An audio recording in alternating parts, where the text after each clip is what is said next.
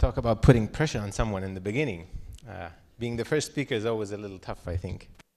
But in any case, the topic I chose today is something I enjoy reading about. However, it is not really within the comfort zone of what I do, which is orthodontics. Nevertheless, I hope you do enjoy what I'm going to present today. And before I start, I'm going to ask you this simple question. Have you ever met someone for the first time and you don't know anything about him, and yet from the first minute you meet that person, you get the sense of a bad vibe or a good vibe? You sense that this person is someone you really don't like for one reason or the other, and later it gets confirmed. How many of you have experienced something like that? Come on, raise your hand if you have ever experienced. Okay, so the majority of you have felt something like that. The question is, what are you feeling and why are you feeling it? It's not something physical.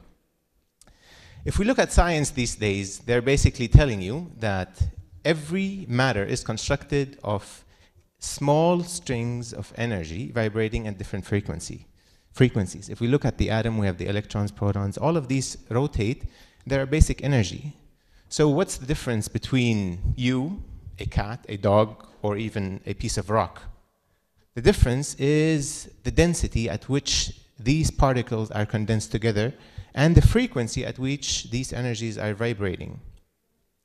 So everything is the same, whether it's a thought or matter, everything at the end boils down to it being some form of energy.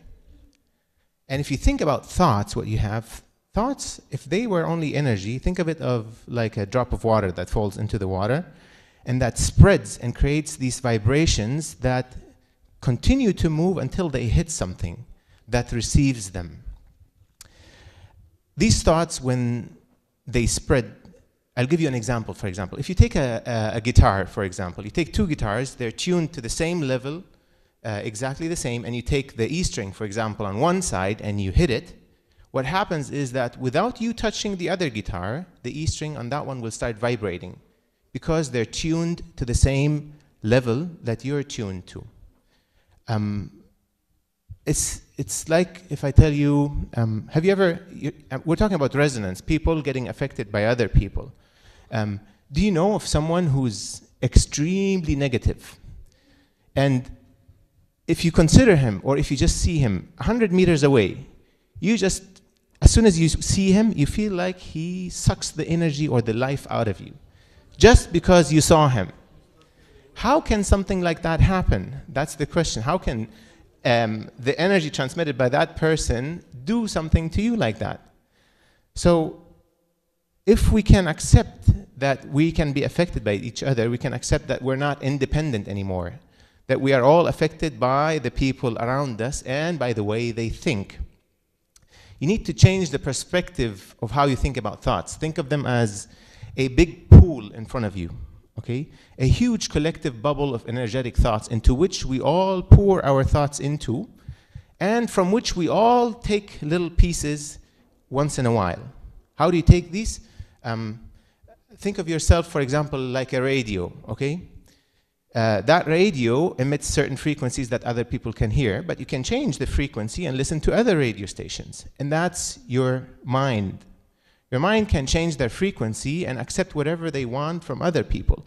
If me and Dr. Ahmad are tuned on the same frequency, we're likely to interact or think about each other in one way or the other. So now we know that we're affecting each other. I know already that you're all scientists and you're going to tell me, show me some evidence. Just don't tell me that stuff and don't prove it to me. So I'm going to start talking a little bit about the evidence that we have.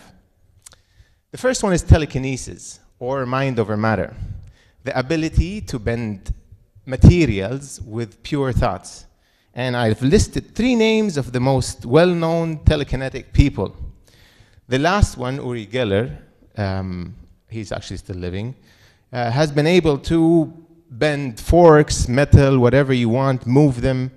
Now, they did tests on them, scientific tests. They were never able to say that this is not true. They were able to prove that he was actually able, through his mind, to bend things. they actually brought an interview with him where he was saying that the CIA actually took him to do tests on him, not because they wanted to prove if it was true or not, because they were trying to capture the ability and use it for them, but they weren't able. Now, again, I'm in Saudi, so I'm pretty sure some of you are thinking, oh, he's a magician. الشغلة فيها عفاريت وجن وكده. That's out of our ability. That's not us. Fine. Let's go to the next part of our evidence. There are more than 41 published studies in peer-reviewed journals about the effect of meditation and thoughts on the surrounding environment. And I'm going to list one of the most famous of them, which was a study conducted in Washington, D.C. What did they do? They took a group of 4,000 people and asked them to meditate over a period of about 2 months.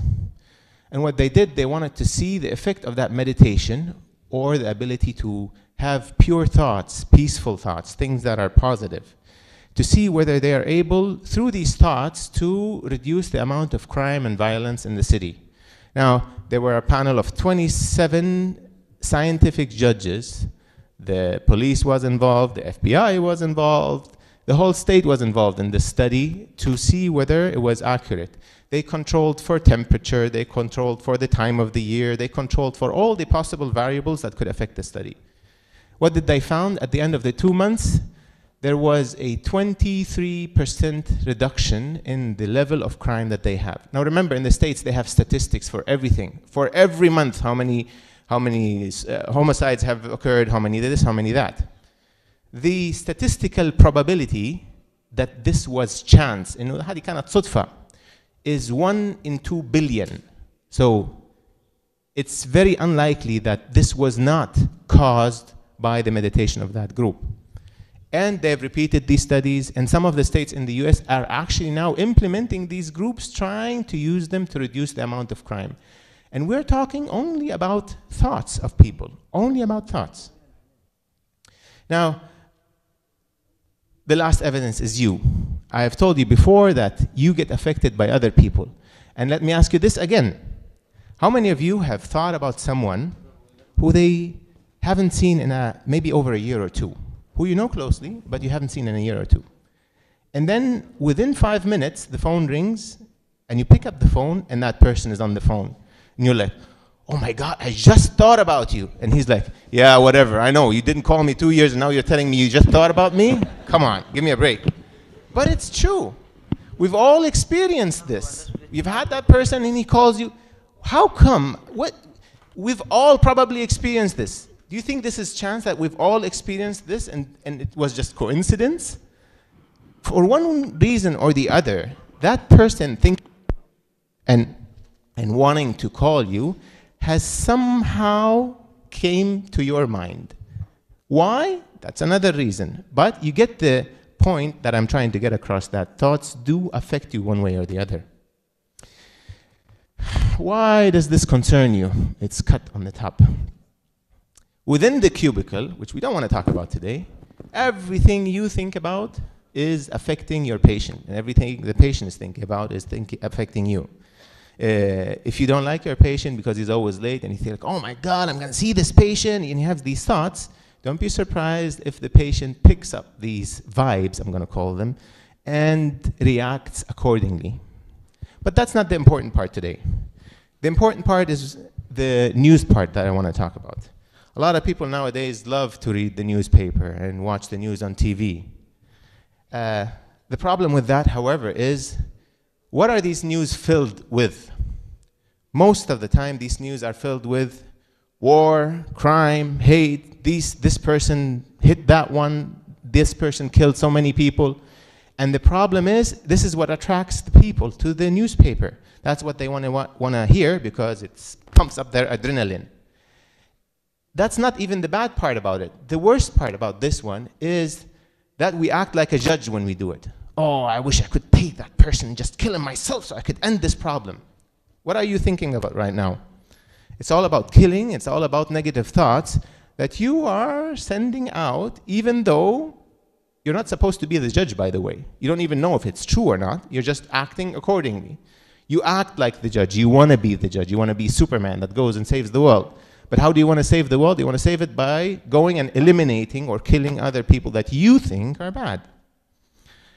So you get my point that when you read these things or when you hear about them, what you're doing, you're not thinking, oh, there's a war, let's pray for peace, or putting good thoughts in it. No, you're putting actually additional negative thoughts into the process that is already causing problems around the world.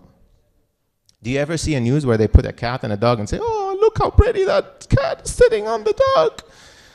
That will last probably a week, and after that, no one would read ever the newspaper again, because no one is interested in these things. What's worse to me is what you call games these days for kids. All of them are about violence. All of them are about killing, and what else? Goes back at home at night and he sits there, and all he's thinking about is he's going to be Superman. He has this big bazooka and he's going to go and fire it against all those people. And that's, to him, he doesn't know the difference between a good and a bad thought. To him, that's a good thought. I just played a game and mommy and daddy let me do that. So it has to be good. So all of these things are really not putting things in the right way. What are you doing? You're المثل دائما, I'm shooting myself in the foot, but this time you're shooting yourself in the brain, because you're frying everything in your brain by these thoughts that you're emitting through what you're being exposed to. I'm not saying that you'll never have negative thoughts. I drive in the car and someone, especially here in Saudi, if someone kicks me, I get really upset. I feel like I want to take that guy, squish him into a small doll, put him in front of me and slap him all the time because I'm upset. That does happen. I'm not saying no, but the influence of the surrounding on your thoughts is another thing. What are you doing? You have this one drop of thought that starts to spread. They become two. People around you think the same way. And you have this huge wave of thoughts that are all in the direction that you don't want, which are the negative ones. What happens is, around us, this cloud of thoughts that we have said that we're all putting our thoughts into and from which you can pick thoughts, is creating this huge cloud around us that is filled of only these thoughts. And only a few people around the world, let's put it this way, or the lesser amount, are thinking about positive things.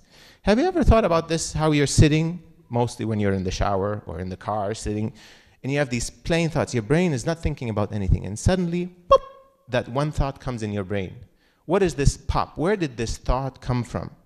You're just basically free to accept whatever vibrations are out there to come and enter your brain. And the same thing is for these things. You can affect the people around you, like the guitar that was hitting one. You think about thoughts, you will probably change the vibrations that the other person is working at. And the more negative you are, the more likely he is going to be affected by it. What is it that you need? We need more light, let's put it this way. You need to change the way that you are able to process the information that you are accepting.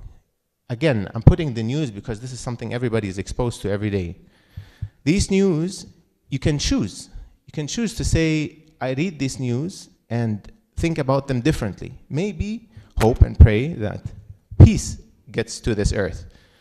Allah subhanahu wa ta'ala is the one who can bring this. You don't have to be the judge. You can ask for it, and whatever way the resolution comes. It's fine. It's just the process of your thoughts and what they are and how you're emitting them from yourself. Those are the things that matter at the end. And hopefully, only hopefully, one day we can reach more peace in this world, because I'm one of those people who hates reading news. I remember when Al-Qaddafi from Libya, 1 week later, after they captured him, one was telling me, I was talking to them, I was like, what happened in Libya? What? They captured him already. I said, really? And that was 1 week ago. The other person was looking at it. I said, I hate watching news. Everything about it is bad. There's nothing good in it, including the TV.